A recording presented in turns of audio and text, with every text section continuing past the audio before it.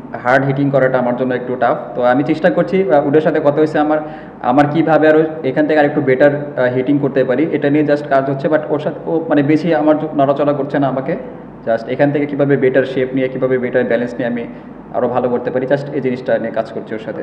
Continuously আমরা ভালো খেলতেছি, যদি আমরা এটা কন্টিনিউ করতে পারি তাহলে আমাদের জন্য ভালো হবে এবং আমাদের কনফিডেন্সও বিল্ড আপ হবে। অ্যাকর্ডিং দ্য উইকেটে খেলা ট্রাই করছি। তো আমার মতে এরকম কোনো কিছু না, আমার কাছে যেটা ভালো মনে হয়েছে যে প্ল্যানে আমি উইকেটে গেছি সেই প্ল্যানে আমি সাকসেস হয়েছি।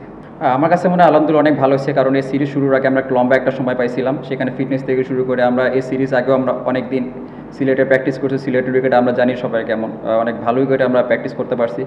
তো আমরা যেভাবে খেলতেছি আমাদের মানে যে প্ল্যানে আমরা এগোচ্ছি যে যাতে আমাদের সবার উইনিং কম্বিনেশনটা ঠিক থাকে এবং সবাই সবার পারফর্মটা করতে পারে। তো উইকেট যেমনই হোক না কেন আমরা অ্যাকর্ডিং দ্য উইকেট খেলতেছি কিনা, কারণ ওইখানেও উইকেট যে কোনো কিছু হতে পারে, এটা নিয়ে আমরা বলতে পারবো না, এটার উপর আমাদের কোনো হাত নেই। তো আমাদের যেরকম সিচুয়েশন আসবে সিচুয়েশনটা কীভাবে হ্যান্ডেল করবো, জাস্ট এই জিনিসটা সবাই ট্রাই করতেছে।